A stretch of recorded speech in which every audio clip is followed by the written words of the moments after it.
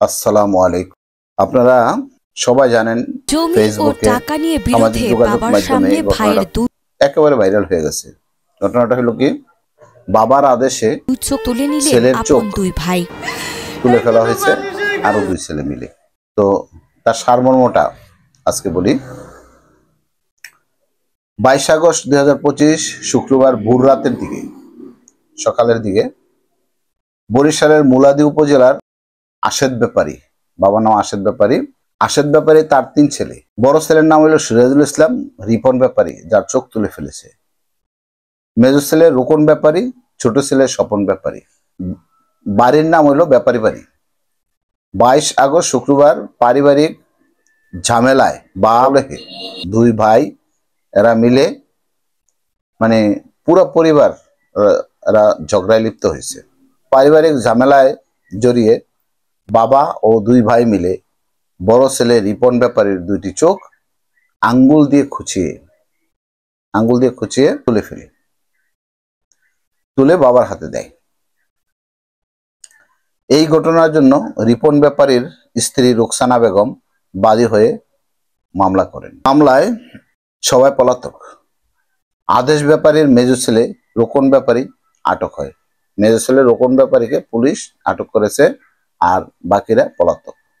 এবার প্রশ্ন হলো, বাবা কখনো ছেলে মেয়ের খারাপ চায় না, চায় কি? চায় না। নিজে দুঃখ পেলেও বাবা মা সন্তানের মঙ্গল কামনা করে। নিজে যত কষ্ট করুক, বাবা মা সন্তানের মঙ্গল কামনা করে। তাহলে এই ঘটনা কেন ঘটলো?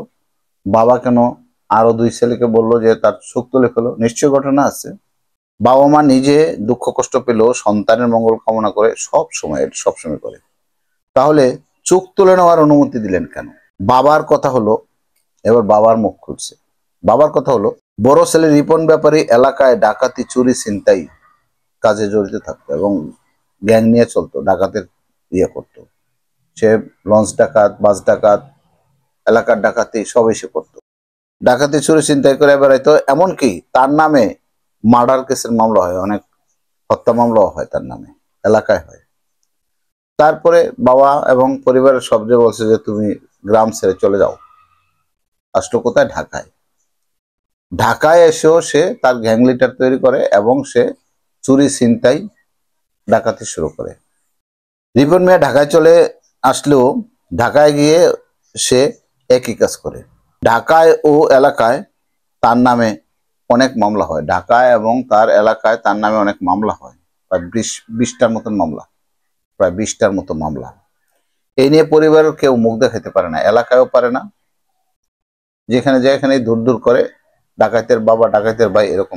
এখন বাবা অনেক বৃদ্ধ মানুষ, আপনারা সবাই দেখছেন। বাবার কথা হলো যে আমি বুড়ো হয়ে গেছি, আমার যা সম্পদাদি আছে তা তোমরা ভাগ করে নাও, আসো ভাইয়েরা মিলে ভাগ করে নাও। যাওয়ার পরে এই রিপন ব্যাপারী হট্টগোল শুরু করে দেয় এবং মারামারি শুরু করে দেয়। ডাকাতের সুলভ আচরণ, সে দা দিয়ে, সেনা দিয়ে তাদেরকে কোবায় এবং কি বাবার হাতেও খুব পড়ে। এই ভাইদের এই ঝামেলায় জড়িয়ে সে উচ্চবাচ্য করে।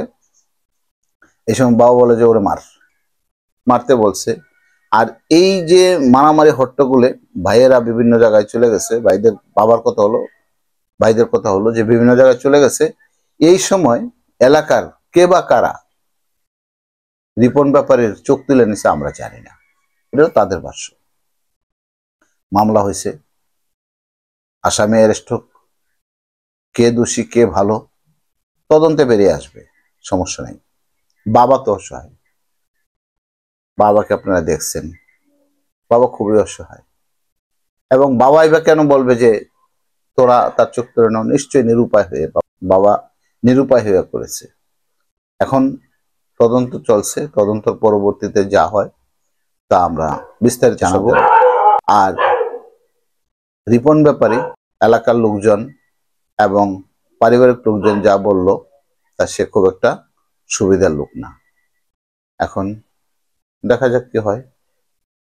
এখন বর্তমানে রিপন ব্যাপারী ঢাকার চক্ষু বিজ্ঞান ইনস্টিটিউটে ভর্তি আছে এবং তার চিকিৎসা চলছে। এখন বাবার হলো জ্বালা, বাবা মা খুব জ্বালায় আছে যে সন্তান যেই হোক তার গায়ে আঘাত লাগলে পিতামাতার গায়ে লাগে।